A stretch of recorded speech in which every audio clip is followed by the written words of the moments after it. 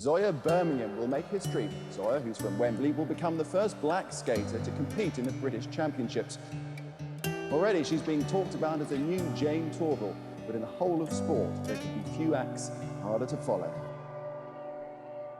And indeed an inspiration to young skaters around the world, not least 18-year-old Zoia Birmingham, who's still studying for her A-levels but spends most of her time doing what she loves most, dancing on the ice.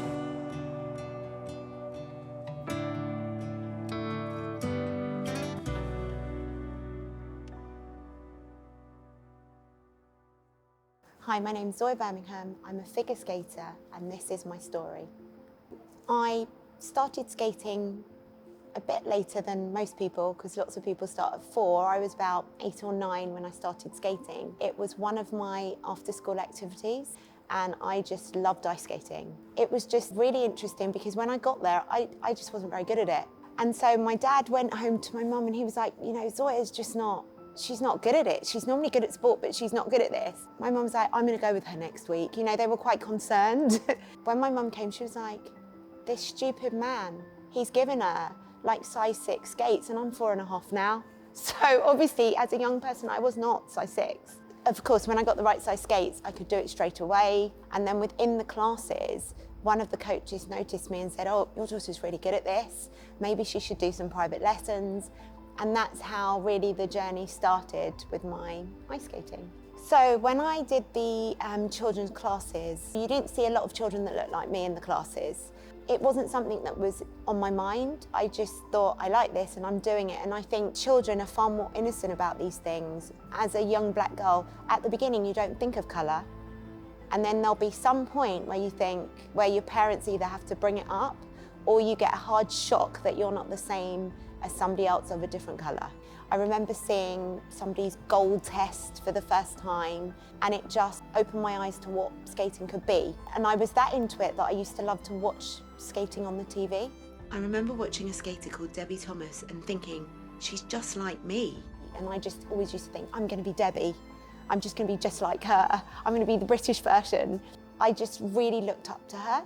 There was also, after that, a lady called Zoia Birmingham, who was like, she did backflips and she was super cool. And I just remember aspiring that I was going to be like these people. I'd got much further. I started to do some tests and started to do some club competitions. I then started to win some. It was quite exciting because it was like, you know, I was not a person that was used to all that, but I started to do really well. So then my coach said, right, what we're going to do is we're going to put you for your first national competition, which means you're going a bit further out. It's not just in your little club. You're going to start doing bigger competitions. They had a solo ice dance competition at Slough Ice Rink. There were like 60 skaters from all over the UK who were taking part. I was an unknown, and normally in skating it's a known thing that you've got to bide your time and work your way up to be noticed, and then you might get to the top. And I went into this competition and we get halfway through the competition and I remember my coach's boyfriend going, she could win this, you know. She's getting higher and higher. And my mum's going, no, she won't, because, you know, she's not used to it yet. So it goes further and further and we're going through the rounds and I'm getting further. And then I end up winning this competition. And that was the first time that I ever had a situation where somebody questioned me winning something fair and square, and I felt it was for other reasons other than what I was doing. There was like Betty Calloway there and, you know, lots of high-end skating people. And I'd won this competition and they said my name. They said, you know, first place, Zoia Birmingham. First place, Zoia Birmingham from Richmond. And I went to climb up and got on the top position. And then another notable figure, I won't say the name, that person said, oh no, it can't be her.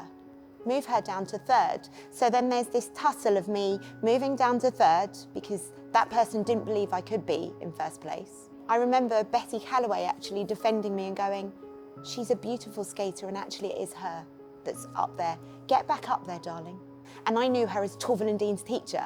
So I just, you know, that was quite a notable thing. And I remember in the car on the way home, my mum saying to me, you always have to try and make sure that you do things very well and you mustn't let other people's perception of you affect how you go about your life, you know. And I didn't totally understand what she meant I now understand as an older person.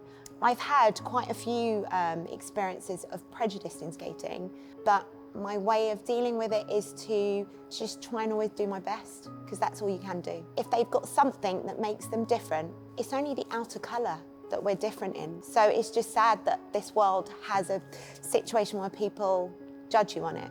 I suppose when I was skating, the fact that I used to go into a competition and there'd be nobody like me, I knew it, but I used to try and not let it be at the forefront of my mind. My job was always to just try and do my best. The time when I actually did start to feel it and you know, I couldn't ignore it was when I then tried to get a partner. So I'd done really well on the solo circuit. I found that, you know, nobody would want to skate with me because I was black, because they were so concerned about how it would be seen. Before I was born, there was Ty Babylonia. She was a pair skater. There was nobody like that. There was Debbie Thomas, there was Sarah Bonnelly, but there was no dance pair. And I think that frightened people. I'd try it with boys that weren't as good as me, and then the report back would be, oh, she's lovely, and yes, she's pretty, but you know, we're worried about how the judges are going to take it, so we'll skate with somebody else. And that was where I started to feel like, oh my God, that is annoying. And it just made you feel like, you know, why can't I just be like somebody else that's good? Why can't I have the same fair go? For me, I don't care about colour. I care that I'm skating with somebody that's equally as good as me, and that we look good together and we can go and do it.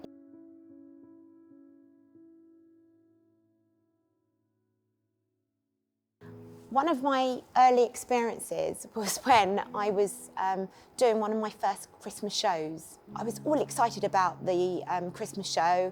I really, really wanted to be a fairy. I remember one of the people involved in the organising it, that person turned around and said to me, you know, I said, oh, I want to be a fairy. And she was like, come on, Zoia, when have you ever heard of a black fairy? You can't be a fairy. When have you ever heard of a black fairy? And I remember that I held it together while I was with her, but all the way home, and I kept on saying to my mum, why is that fair? Why should it matter whether I'm black, whether why can't I be a fairy? I want to be a fairy. You know, I'm graceful, you know, and my mum was like, you know, don't worry, don't let these things get to you, you know, just, you know, you can be graceful in whatever else you're being. What I learnt was that you have to be quite tough inside, and you have to know yourself. And that's one thing that I'm so aware of. When I'm teaching children now, you know, if they've got issues, and it may not be to do with colour, it may be to do with their weight, it may be to do with being bullied at school, I say to them, know yourself. And once you know yourself, you can't let other people affect how you feel about you. You've just got to be you.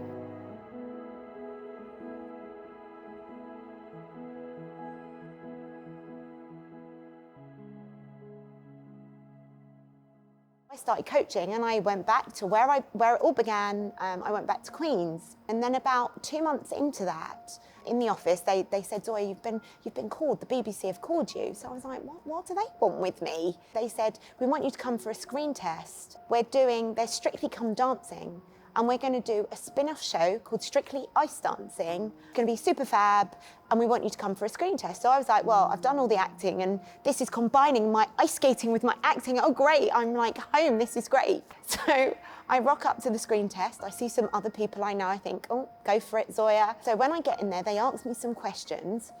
They don't tell me that I've definitely got it, but I leave. I think, well, I've done a good job. I tried to charm them. And I'm on my way home. It's about, I'd say it was about an hour later. And I get a phone call to say I've been picked and I'm on the show. Like a week later, like it was gone. I had to cancel all my lessons. Sorry, people. I'd say, sorry, I've got to go. I got put to skate with Paul Gascoigne. The press hadn't painted a great picture of him, but it was just so nice to meet that, you know, icon of football. And he was just lovely. And then sadly he got injured. So then his replacement was David Seaman, and also a lovely person, you know, and again, he had such a strong work ethic.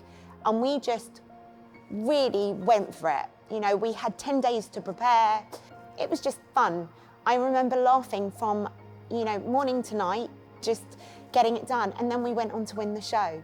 What was interesting for me is when I When I first got picked to be on the British squad for ice skating, that was the first time they'd ever had a black skater on the British squad.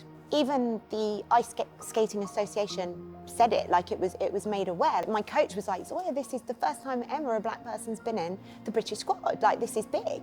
So I felt like quite a pride about that. I felt like I'd conquered some things to have got there. And so then when you know, go years on and I've then managed to get on this TV show, I'm the first black skater to be on a TV show of this kind. I got to be the winner and I got to be the black girl that was smiling, you know, winning that show. I felt good because I do think there's an importance for young children, even if they aren't black, to look on the TV and see that not everybody is going to be white. It was like a win in a bigger way than a normal person would win. It set a precedent and it said, you know, it's not just one thing. There are black ice skaters.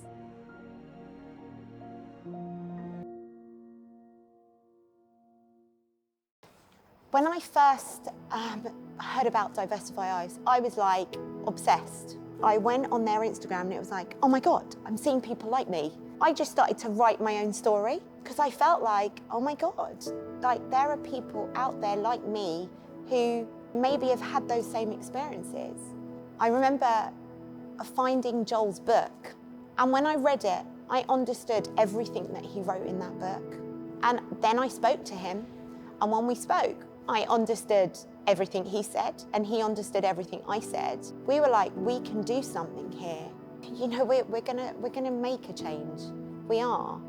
That sounds so corny, doesn't it? But we are. When I'm teaching, I just look on the ice and I see that there's so many people that are talented out there.